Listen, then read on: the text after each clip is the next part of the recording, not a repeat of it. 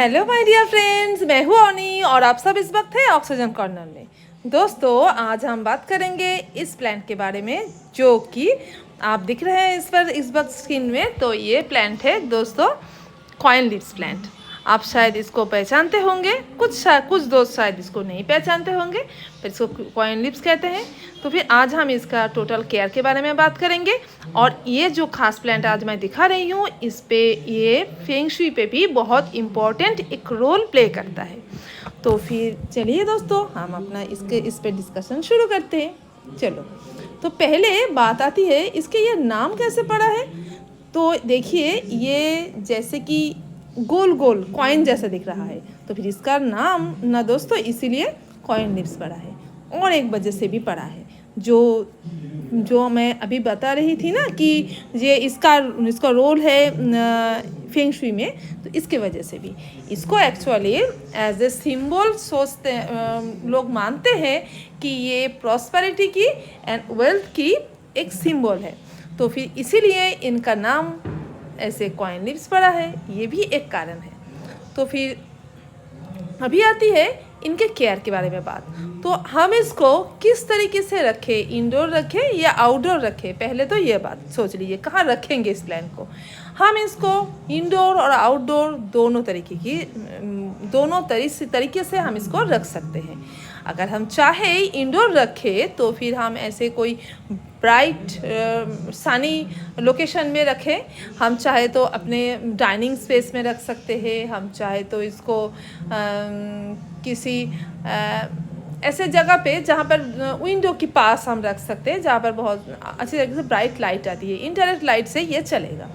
और फिर अगर हम आउटडोर ग्रो करना चाहते हैं तो फिर कोई बड़ा पेड़ के नीचे हम इसको रख सकते हैं, और या तो किसी शेड के नीचे भी रख सकते हैं। डायरेक्ट सनलाइट इसको ज़्यादा पसंद नहीं है, ज़्यादा पूरा दिन तक ये डायरेक्ट सनलाइट बर्दाश्त नहीं कर पाएगा, तो फिर ये ड्राई हो जाएगा, सूख जाएगा। तो थोड़ा सा शेड इसको ज़रूर दीजिए। अगर सुबह की थोड़ा सा धूप मिलती है तो फिर ठीक है। तो चलिए, अभी हम बात कर लेते हैं इसके सनलाइट के बारे में।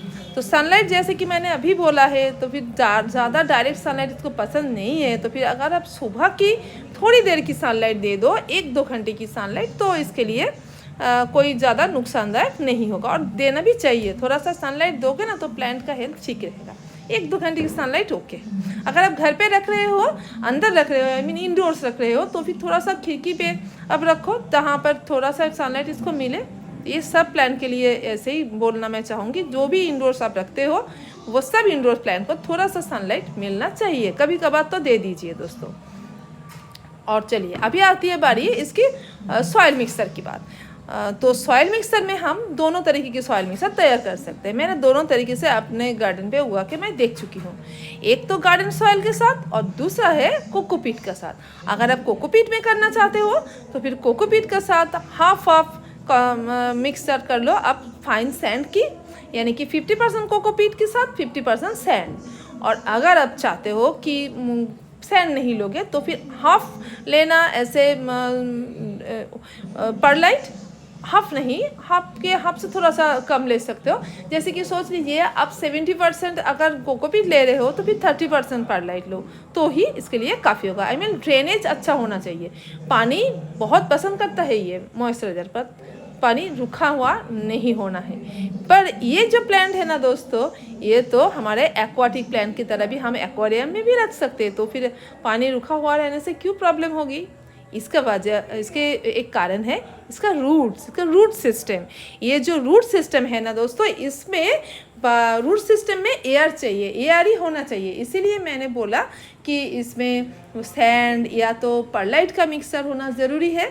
आप कोकोपीट दोगे तो मॉइस्चराइजर को पकड़ के रखेगा, और फिर अगर परलाइट और सैंड ऐसे कुछ दोगे तो फिर इसको एयर ही रखेगा। तो फिर रूट्स में एयर मिलना ज़रूरी होता है, नहीं तो छोटे छोटे रूट्स से ये सड़ जाएगा।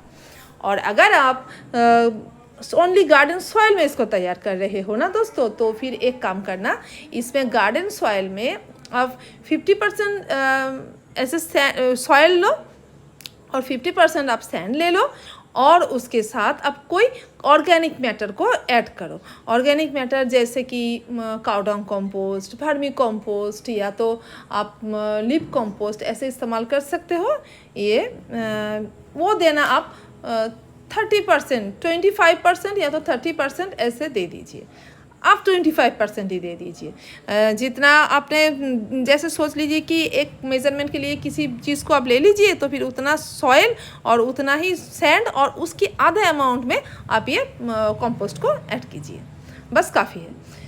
अभी बारी आती है इसकी फर्टिलाइज़र की। तो दोस्तों अगर आप गार्डन सॉइल में ऐसे जो मैंने बोला कि ऑर्गेनिक खाना दे के, अगर आप ऑर्गेनिक कंपोस्ट को दे के आप तैयार कर रहे हो ना दोस्तों, तो फिर ज़्यादा फर्टिलाइज़र देने की ज़रूरत नहीं है।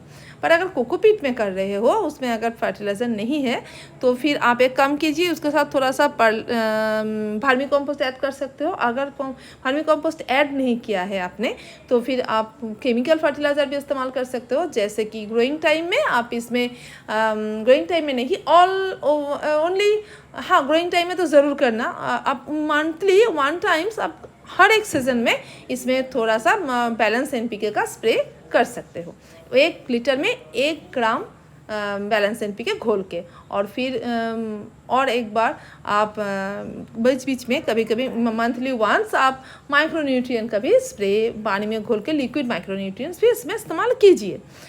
और अगर आप ऑर्गेनिक मैटर में आप तैयार कर रहे हो प्लांट को, तो फिर इसमें तो सॉइल में बराबर की मात्रा में जो फर्टिलाइज़र है वो है, तो पर ग्रोइंग टाइम में, अभी इस स्प्रिंग में, इसी टाइम में आप इसमें थोड़ा सा वो बैलेंस NPK का स्प्रे कर सकते हो। और फिर जो माइक्रोन्यूट्रिएंट है वो अगर आप ना भी करो तो भी चलेगा। ये बिल्कुल ज़रूरत, बहुत ज़्यादा खास ज़रूरत ऐसे नहीं है, वो ये बहुत ज़्यादा ग्रो करता है।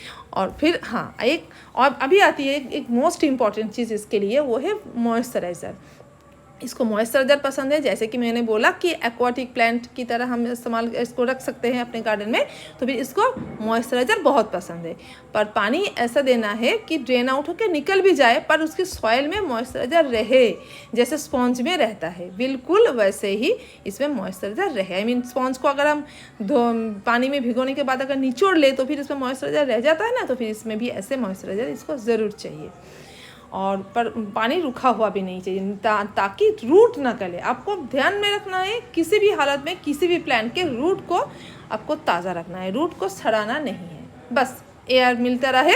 और फिर पानी इसको बहुत पसंद है, मॉइस्चराइज़र ऑल टाइम रखें। पानी देना अगर भूल जाओगे ना तो दोस्तों तो प्लांट पूरा ख़राब हो जाएगा। मेरे हो चुका है ऐसे, तो फिर मैं मॉइस्चराइज़र का ज़रूर मेंटेन करें। और इतनी गर्मियों में तो कोई बात नहीं, करना ही है, ज़रूर करना है। और फिर शेड में भी रख देना इस टाइम। और फिर अभी आती है दोस्तों पेस्टिसाइड फंजीसाइड की बात। तो फिर फंजीसाइड इसकी ज़रूरत नहीं होती है। शेड में रहता है ना, तो फिर थोड़ा बहुत पेस्ट की अटैक हो जाता है। आप एक काम कीजिए, प्रिकॉशन के लिए आप इसको मंथली वंस एक बार आप वो जो नीम ऑयल का स्प्रे इसमें कीजिए, तो फिर कोई पेस्ट का अटैक नहीं होगा।